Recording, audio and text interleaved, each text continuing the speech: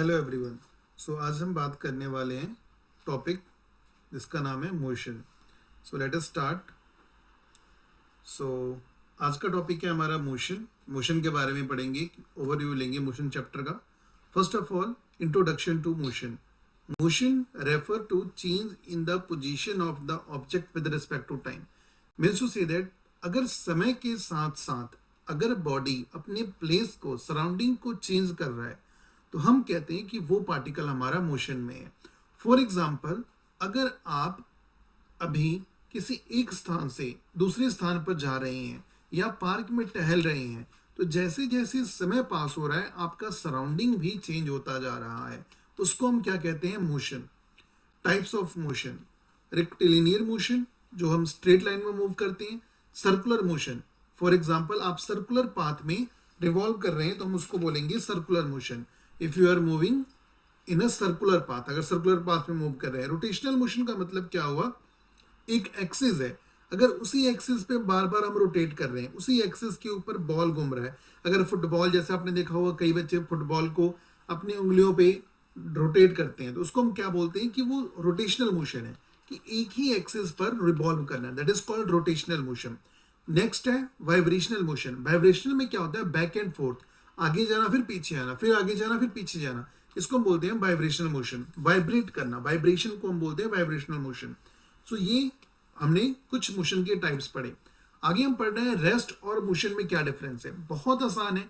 Rest का मतलब क्या हुआ? अगर कोई भी ऑब्जेक्ट समय के साथ साथ अपनी पोजीशन को चेंज नहीं कर रहा, इसका मतलब वो रेस्ट में है। मोशन, अगर कोई भी ऑब्जेक्ट समय के साथ साथ अपनी पोजीशन को चेंज कर रहा है तो वो ऑब्जेक्ट हम कहेंगे मोशन के अंदर है। नेक्स्ट है हमारे पास डिस्टेंस और डिस्प्लेसमेंट। बहुत इंपॉर्टेंट है इन दोनों के बीच का डिस्टेंस और डिस्प्लेसमेंट का अंतर जानना। डिस्टेंस का मतलब होता है total path covered by an object irrespective of direction. अगर आप एक स्थान से दूसरे स्थान तक, मान लीजिए आप अपने घर से पार्क में जा रहे हैं सैर करने के लिए, और वहां आपके घर से पार्क में जाने के दो रास्ते हैं और दोनों रास्ते अलग अलग हैं। एक रास्ते से थोड़ा ज्यादा टाइम लगता है, यानी दूरी ज्यादा है, दूसरे रास्ते से थोड़ा कम टाइम लगता है, तो ये दोनों के दोनों रास्ते दूरी कहलाएंगे, डिस्टेंस कहलाएंगे। और इन दोनों रास्तों में जो सबसे शॉर्टकट मेथड है, जो सबसे शॉर्टकट यानी सबसे जो शॉर्टेस्ट डिस्टेंस होगा दो पॉइंट्स के बीच का, उसको हम बोलेंगे डिस्प्लेसमेंट। सो डिस्टेंस और डिस्प्लेसमेंट का जो आपको फर्क है वो याद रखना आप। डिस्टेंस, कोई भी डिस्टेंस जो आप कवर कर रहे हैं दूरी, उसको हम डिस्टेंस बोलेंगे। डिस्प्लेसमेंट क्या होता है? दो पॉइंट्स के बीच का सबसे शॉर्टेस्ट दूरी, the shortest distance between the two points is called displacement. So you need to remember the difference between distance and displacement because the unit of distance and displacement are same. जो distance को हम metre में major करेंगे, displacement का ऐसा unit again metre है, लेकिन इन दोनों में डिफरेंस आपको जानना बहुत जरूरी है। नेक्स्ट, स्पीड की बात करते हैं। स्पीड क्या है? Distance travel per unit time. एक सेकेंड में आपने कितनी दूरी तय कर ली, ऐसे अगर समझना चाहें, क्योंकि स्पीड का फॉर्मूला क्या होता है? Distance upon time. जो आप डिस्टेंस ट्रेवल कर रहे हैं अपॉन क्या करना है? टाइम करना है। ऐसा यूनिट याद रखना, मीटर पर सेकंड। मीटर जो कि डिस्टेंस को मेजर करने के लिए हम मीटर का यूज करते हैं और टाइम को मेजर करने के लिए हम सेकंड का यूज करते हैं। तो metre per second is the SI unit of speed. Types of speed दो तरह के होते हैं, एवरेज स्पीड और इंस्टेंटेनियस स्पीड। एवरेज स्पीड का मतलब क्या हुआ? मान लीजिए आप अपने ऑफिस से स्कूल या अपने घर से स्कूल जा रहे हैं। अगर आप अपने घर से स्कूल की तरफ जा रहे हैं, कॉलेज जा रहे हैं, तो अगर आपने घर से कॉलेज जाने में जो भी टोटल डिस्टेंस है उसको ऊपर लिख लीजिए, नीचे हमने टोटल टाइम लिख लिया, एवरेज कैलकुलेट कर लिया, तो वो क्या आ जाएगा? हमारा एवरेज स्पीड। जो इंस्टेंटेनियस होता है, जैसे मान लीजिए आप बाइक से जा रहे थे, अचानक आपकी नजर पड़ी स्पीडोमीटर में एक पर्टिकुलर टाइम पे, उस वक्त आपकी स्पीड मान लीजिए 60 थी या 70 थी या 40 थी, जो भी आपकी स्पीड होगी उस पर्टिकुलर मोमेंट पे, that is called instantaneous speed. तो स्पीड हमने दो तरह के पढ़ा, एक एवरेज स्पीड और इंस्टेंटेनियस स्पीड। एवरेज स्पीड का मतलब अगर आप अपने आप स्कूल जा रहे हैं बाइक से, तो हो सकता है बीच में ट्रैफिक हो तो आपको अपनी बाइक स्लो करनी हो, अगर ट्रैफिक नहीं है तो आप तेज जा रहे हैं, तो इसका मतलब क्या हुआ कि कुल total distance upon total time अगर हमने निकाल लिया तो एवरेज वाला आ जाएगा, और इंस्टेंटेनियस में एक पर्टिकुलर टाइम पे हम उसकी वैल्यू निकालते हैं। नेक्स्ट है हमारे पास वेलोसिटी। वेलोसिटी का जो फॉर्मूला होता है ये होता है डिस्प्लेसमेंट पर यूनिट टाइम। अब हमने डिस्टेंस और डिस्प्लेसमेंट में डिफरेंस पहले ही कर रखा है। डिस्टेंस कोई भी हो सकता है, लेकिन डिस्प्लेसमेंट दो पॉइंट्स के बीच का सबसे छोटी दूरी को हम बोलते हैं डिस्प्लेसमेंट। तो वेलोसिटी का जो फॉर्मूला होता है displacement per unit time, displacement upon time, और इसका ऐसा यूनिट अगेन सेम होगा, मीटर पर सेकेंड। नेक्स्ट हम पढ़ते हैं एक्सेलरेशन। What is acceleration? जब भी आप एक्टिवा या बाइक चलाते हैं तो आप एक्सेलरेट करते हैं। बाइक को एक्सेलरेट करने का मतलब क्या है? स्पीड को इंक्रीज करना।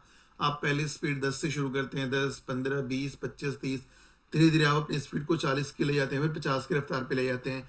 तो जब आप वेलोसिटी को चेंज कर रहे हैं with respect to time, so change of velocity with respect to time is called acceleration. समय के साथ साथ वेलोसिटी का बदलना क्या कहलाता है? एक्सेलरेशन कहलाता है। So change in velocity upon time is called acceleration. Velocity का ऐसा यूनिट क्या था? मीटर पर सेकेंड। अपॉन टाइम एक बार और टाइम आ गया तो क्या हो गया? सेकंड का square. So the SI unit of acceleration is metre per second square. Metre per second square is the SI unit of acceleration. After that graphs of motions. तो हम बेसिकली 3 ग्राफ्स यहां study करेंगे। पहला होता है distance time graph. Distance time graph में हमें क्या डिपेंड करता है? एक तरफ आपने डिस्टेंस को प्लॉट किया, दूसरी तरफ टाइम। तो डिस्टेंस यानी समय के साथ साथ डिस्टेंस कितना परिवर्तन हो रहा है जो बताएगा, उसको हम बोलेंगे डिस्टेंस टाइम ग्राफ। दूसरा होता है वेलोसिटी टाइम ग्राफ, कि वेलोसिटी समय के साथ साथ कैसे चेंज हो रही है, उसको हम बोलते हैं वेलोसिटी टाइम ग्राफ। और तीसरा होता है एक्सेलरेशन टाइम ग्राफ, जो हमें शो करता है कि एक्सेलरेशन में कितना चेंजेस आया समय के साथ साथ। इसके बाद जो 3 इक्वेशन ऑफ मोशन है जो बहुत इंपॉर्टेंट है, क्योंकि इसके बेस पे न्यूमेरिकल आते हैं आपको, इसको बोलते हैं हम 3 इक्वेशंस ऑफ मोशन। जो first equation is v is equal to u plus at। v क्या है? Final velocity. v is the final velocity, u is the initial velocity, a is the acceleration and t is the time. Second equation क्या है? s is equal to ut plus half at square. Here s is the distance, u is the initial velocity and a is the acceleration. And third equation is v square is equal to u square plus 2as, or we can also say v square minus u square is equal to 2as. वो ये equation है। अगर हम u square को दूसरी तरफ ले जाएं तो ये बन जाएगा v square minus u square is equal to 2as। तो ये तीनों इक्वेशन ऑफ मोशन है जो बहुत इंपॉर्टेंट है, क्योंकि इसके बेस पे न्यूमेरिकल हमें आते हैं। इन तीनों चीजों में जो आपको याद रखना है, u का मतलब क्या है? Initial velocity. v का मतलब क्या है? Final velocity. t का मतलब क्या है? टाइम। और s का मतलब क्या है? जो डिस्टेंस आप कवर कर रहे हैं। अगर डिस्टेंस आपसे पूछ लिया जाए और इनिशियल वेलोसिटी दिया हो, इनिशियल वेलोसिटी क्या होता है? जैसे मान लीजिए आपने एक्टिवा चलाना शुरू किया, बाइक चलाना शुरू किया, इनिशियल आपका 0 स्पीड था, धीरे धीरे आपने स्पीड बढ़ाया, फाइनल आप 60 की स्पीड तक ले गए। सो जो v is equal to 60, because आपका जो फाइनल स्पीड था वो 60 था। इनिशियल मतलब u की जो वैल्यू, जो आपने स्टार्ट कहाँ से, मान लीजिए 0 से स्टार्ट की, तो इनिशियल जो वेलोसिटी आ जाएगी वो 0 आ जाएगी। सो u का मतलब इनिशियल वेलोसिटी, v का मतलब फाइनल वेलोसिटी, और t क्या है यहाँ पर? टाइम, और a क्या है? एक्सेलरेशन। आई होप आपको ये चीज समझ आ गया। इसके बाद हम कंक्लूजन पढ़ते हैं। समरी क्या है? Motion is a fundamental concept of physics that involves studying how the object change their position over time. Concept like distance, displacement, velocity and acceleration are crucial to analysing motion. So कभी भी motion को study करने के लिए जो हमारे basic terms हमने आज जाना, वेलोसिटी, स्पीड, डिस्टेंस और डिस्प्लेसमेंट के बीच में डिफरेंस जाना, और एक्सेलरेशन जाना, तो इन सभी चीजों को स्टडी करके हम इस पूरे के पूरे मोशन को समझ सकते हैं। और इसका एप्लीकेशन कहाँ होता है? हमारे डेली लाइफ में होता है। अगर आप अपने घर से जा रहे हैं तो कहीं ना कहीं आप एक डिस्टेंस कवर कर रहे हैं। डेली लाइफ, अगर आप सैर को जा रहे हैं, फुटबॉल खेल रहे हैं, तो भी वहाँ डिस्प्लेसमेंट, डिस्टेंस, सारा का सारा चीज हम इन्वॉल्व करते हैं, समझते हैं।